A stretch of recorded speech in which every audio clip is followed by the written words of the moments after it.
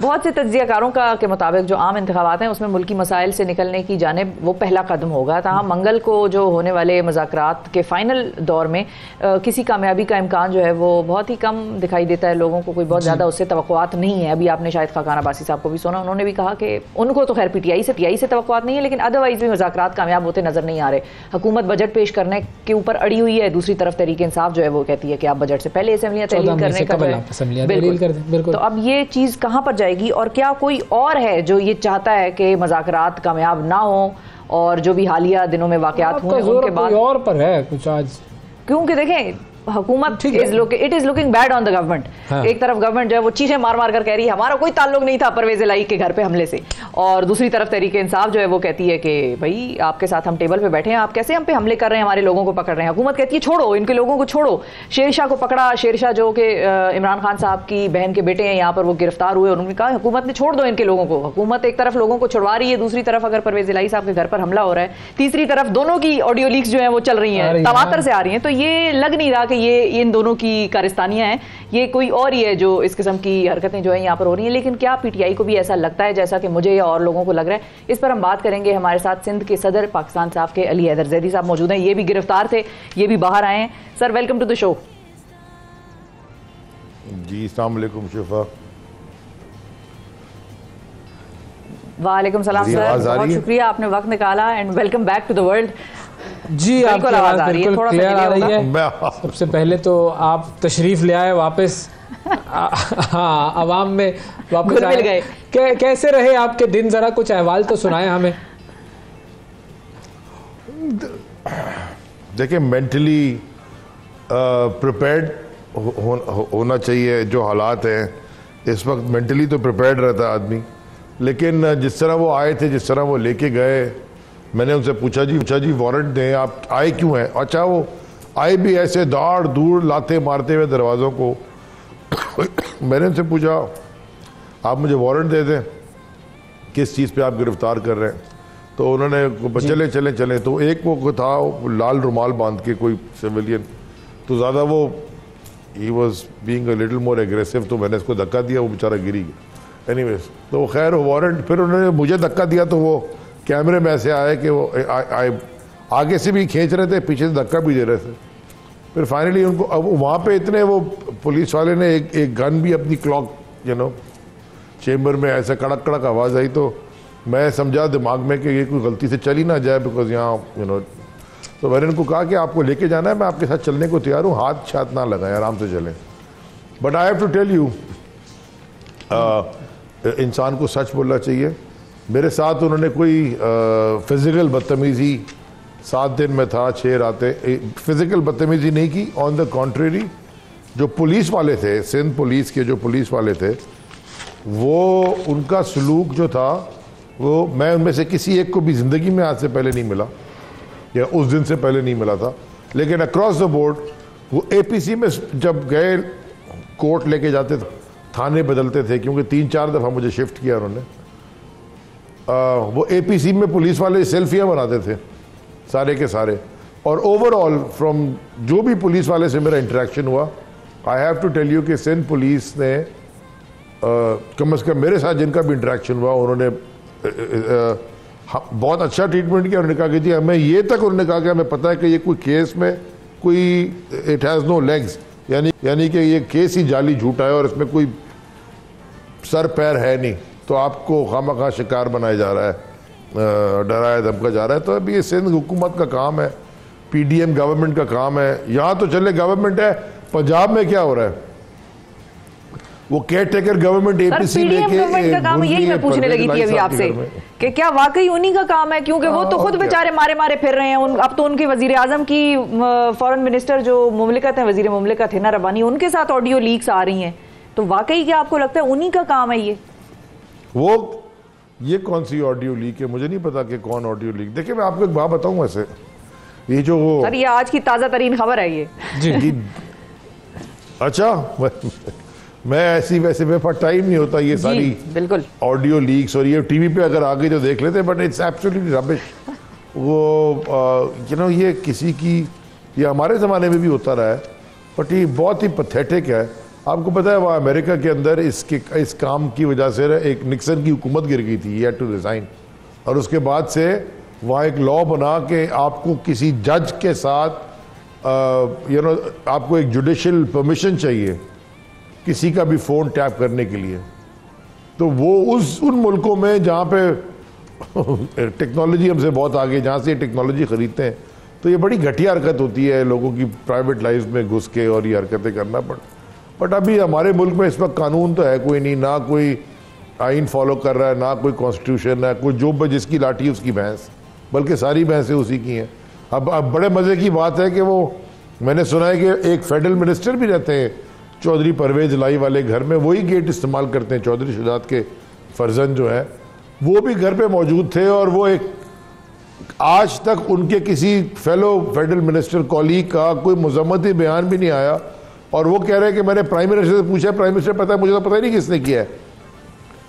तो यार ये किस तरह कौन कर रहा है? अमेरिका से आए थे लोग करने, हिंदुस्तानी पुलिस थी, कौन से लोग, ये क्या मतलब है, ये किस तरह का? लेकिन अभी जो आपने फोन टैपिंग की बात की कि भाई बुरी बात है, नहीं होनी चाहिए, अमेरिका में हुकूमत गिर गई फ़ोन टैपिंग की वजह से। खान साहब भी पहले फ़ोन टैपिंग के हक में ही थे, वो कहते थे बिल्कुल सही है जी, होना चाहिए फ़ोन टैपिंग, तो इतने बड़े ओहदे पर बैठा हुआ है ISI वाले, अगर आप करने चाहिए उनके, मतलब जब ये तो अगर आप नहीं उन्होंने ये कहा कि मुझे पता है मेरा फ़ोन भी टैप होता है, कई दफ़ा कहा, और उन्होंने ये भी कहा करने मैं कोई छुपा तो नहीं रहा हूँ, लेकिन अगर आपके पास कोई लेजिटिमेट सही है यानी कि आपके पास कोई एविडेंस है कि कोई दहशतगर्दी होने वाली है, जानी माली नुकसान हो जाएगा, उसके बाद आप ये काम करते हैं।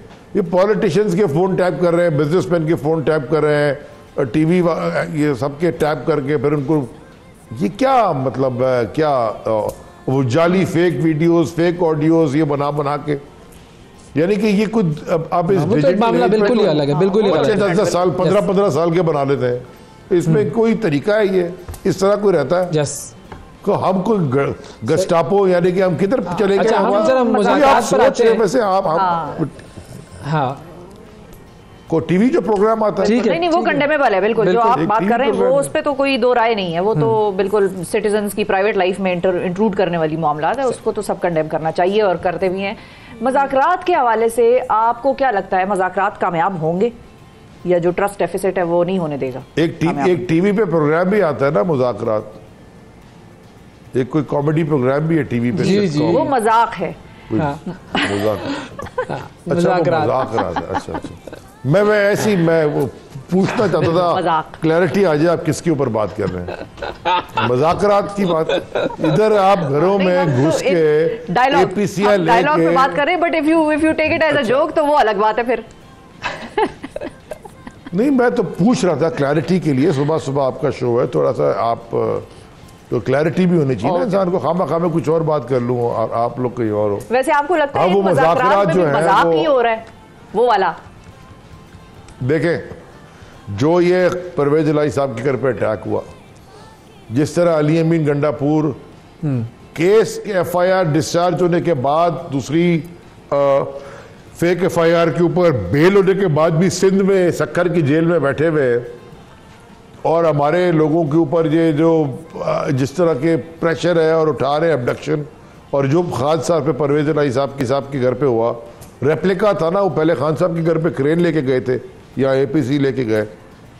अगर ये इस तरह की हरकतें कर रहे हैं एक तरफ और मुज़ाकरात कर रहे हैं एक तरफ, और उनके बयान देखें ना, वो एक उनका सियालकोट वाला मिनिस्टर है जो मिनिस्टर ऑफ डिफेंस है, यानी कि इस मुल्क में अलमिया ये है कि ख्वाजा आसिफ जिसको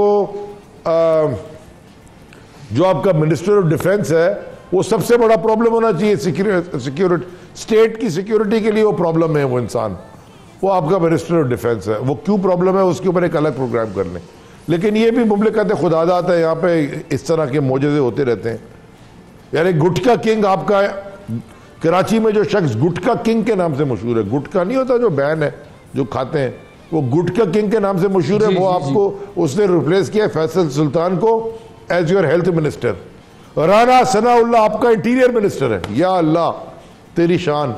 राना सनाउल्लाह जिसके अपनी पार्टी वाले कहते हैं कि कातिल है, जिस पता नहीं किस किस केसों में मुलव्वस है, मॉडल टाउन और फला, एक जर्नैल टीवी के ऊपर बैठ के कहता था कि इसकी गाड़ी के 10 हीरोइन निकली, general sitting in uniform, major general साहब कहते थे जो इसमें ANF के, कि उन्होंने खुद पकड़ाया और उनकी गाड़ी में। आज आपका वो इंटीरियर मिनिस्टर है। अब आप मुझे जरा समझा दें, कोई भी जो डिसीजन मेकर है अक्रॉस द बोर्ड, अगर ये फैसले करने हैं, फिर कौन से मजाक और कौन सी रात? हाँ, दिन रात एक कर दिया है। आप मजाक रात करने की बात तो सर, फिर बैठना तो इन्हीं के साथ पड़ेगा ना। लेकिन बैठ भी गए हैं, आप लोग बैठे भी तो इन्हीं के साथ हैं। देयर इज नो चॉइस, जो है यही है। देखें, हम कानून और आइन को फॉलो करने वाले सुप्रीम कोर्ट के हर अहकाम को मानते हैं, हर अहकाम सब पे हमने अमल किया। आप मुझे बताएं कि यही 3 जजेस जिन्होंने 14 मई का फैसला किया था, ये 3 जजेस उस बेंच पे भी थे जिन्होंने कासिम सूरी के रूलिंग को ठीक इलीगल करार दिया था। हमने माना, हम आगे बढ़। लेकिन आप मुझे बताएं कि हमने तो कोई जजेस का आज तक नाम भी नहीं लिया। हमने कहा जी सुप्रीम कोर्ट का फैसला, अस्सलाम वालेकुम, आगे बढ़ो। कहीं तो आपने ब्रेक लगाना है ना, कि नहीं लगाना? अब अगर मुज़ाकरात में ब्रेक लग जाता है और डेडलॉक आ जाता है, कुछ नहीं होता मुज़ाकरात का रिजल्ट, तो फिर आप लोग क्या करेंगे? सड़कों पर आ जाएंगे? ये प्लान है आजकल। देखिए ना, लेट्स नॉट प्रिडिक्ट, और अगर प्रिडिक्ट कर ही रहे हैं आप तो कोई पॉजिटिव चीज की सोच के प्रिडिक्ट कर लें, फिर कल देखेंगे क्या होता है। परसों आपके शो में फिर बैठ जाऊंगा आके। वैसे भी आजकल मुझे तो सामने जो चीज नजर आ रही है सही है, ठीक है।